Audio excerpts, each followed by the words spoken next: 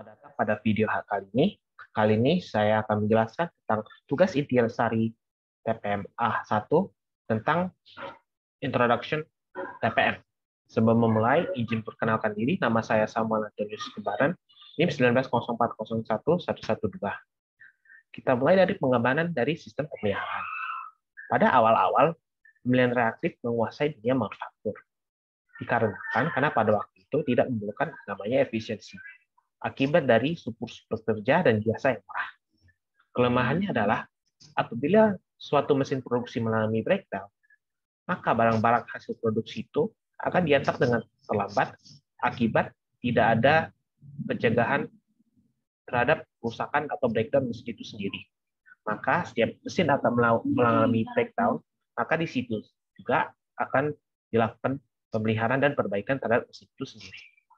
Pada abad ke-20, produksi massal telah terciptakan oleh Henry Ford pada tahun 1913. Produksi massal yaitu cara untuk membuat harga produk semakin murah dengan cara membuat jumlah produk itu semakin banyak. Akibat permintaan yang semakin tinggi, maka jasa atau pekerjanya itu sendiri hanyalah bagian dari solusi. Maka kita memerlukan mesin-mesin yang lebih banyak lagi yang akan mengakibatkan semakin banyaknya breakdown.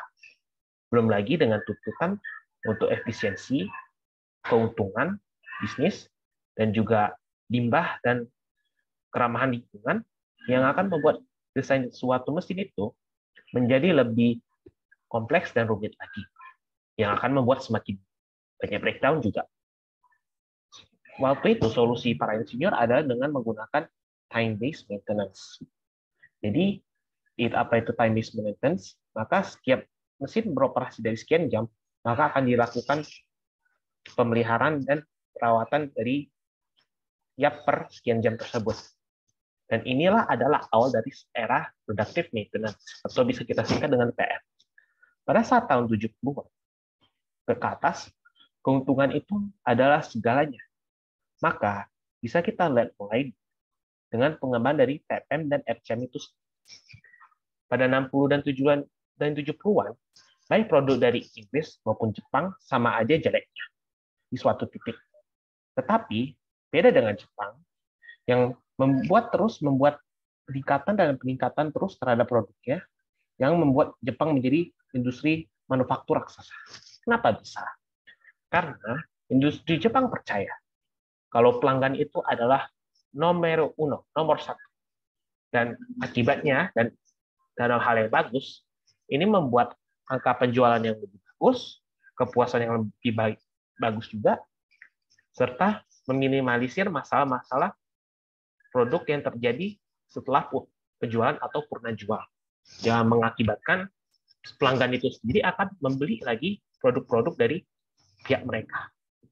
Maka Jepang berhasil mengembangkan dari aplikasi TPM ini sebagai sebagian dari resep suksesnya.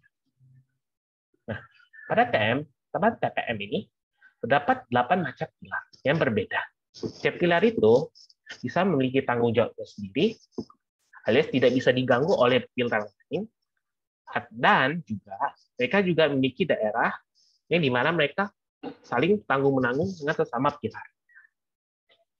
Buku ini sih sebenarnya menjelaskan tidak secara mendalam sekali, tapi cukup untuk memberi pemahaman kepada para pembaca.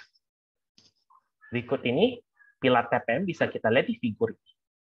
Kita mulai dari health and safety. Apa itu health and safety?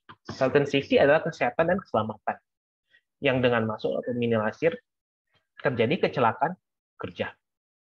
Education and training kedua, atau edukasi dan pelatihan, yaitu pembelajaran tentang apa yang diperlukan, bagaimana mengerjakan, bagaimana memastikan apa yang telah dipahami itu ya diaplikasikan, ya dengan tujuan supaya para pekerja atau operator bisa mengoperasikan suatu mesin dengan baik.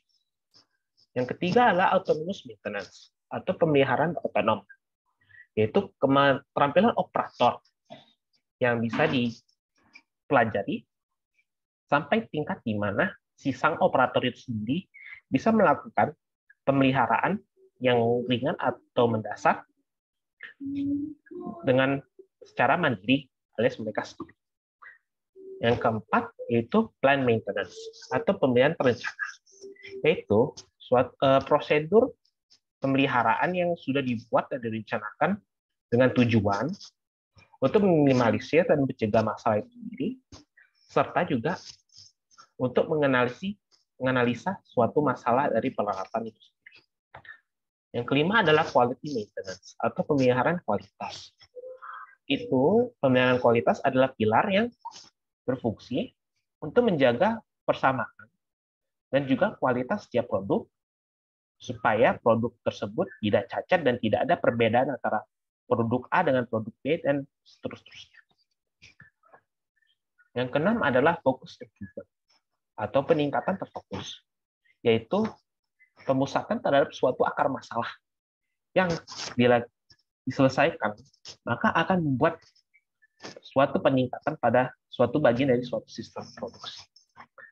7. Support system atau sistem pendukung itu sistem yang berfungsi untuk menjadi pembantu dalam menyelesaikan masalah dari sistem produksi itu.